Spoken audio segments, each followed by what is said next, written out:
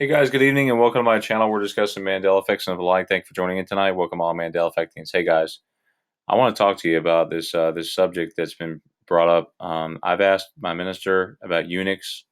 Eunuchs have apparently been in the Bible all along, and a eunuch is actually a male that has been castrated. The exact definition.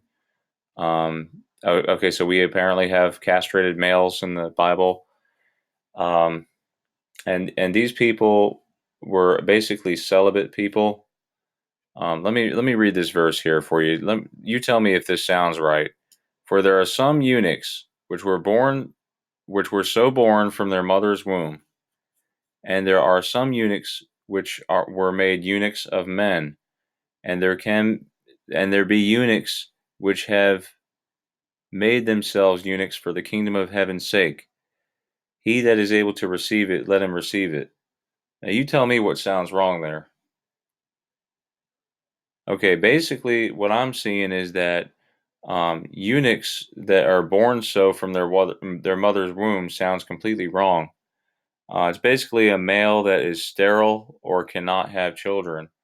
Not all men are born that way. You know, that's a condition that it's usually environmental. Um, I think what they're pushing here is this transgender thing. I don't remember people being born eunuchs. You're usually a eunuch by choice. Um, and it's basically this person here in this article. Okay, this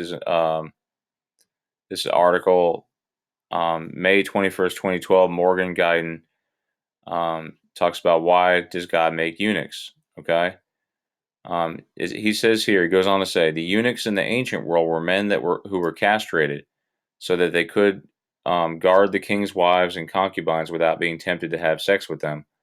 They were thus men who lacked the one definitive aspect of manhood. A eunuch who is born that way is definitively neither male nor female. So we're seeing this thing going on here. Um, whether it's hardware or software question, the use of the term signifies simply one who is incapable of impregnating a woman.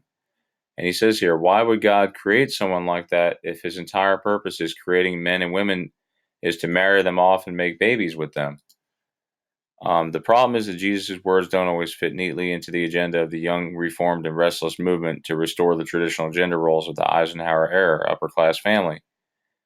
Um, so in Matthew 19, verse 11 and 12, Jesus effectively makes eunuchs the vanguard of his movement, whether they are non gender because of God's choice, somebody else's choice, or their own choice.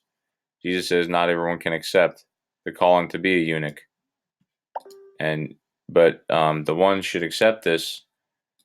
So basically, the goal, Kat was just telling me, is to shorten the population. They're trying to tell you that yeah, it's perfectly fine if you can't be fertile. And you notice how men in this reality are becoming more and more sterile. It's just a fact of life now in this reality. Because they're pushing the transgender thing. Um, the women have become more tough in this reality. Men have become the more weaker. Honestly, um, they're kind of balancing out more. Um, let's see, no one. Yeah, so I don't know. It says here, like he says, I don't know why God creates people who fall outside of gender normality. I do sense from other stories in the Bible that God actively resists our tendency to mortalize normality.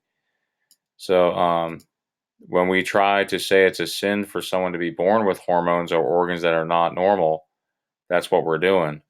So it's almost like they're pushing a gay or lesbian agenda with that verse, because some people were born so from their mother's wombs like that, eunuchs.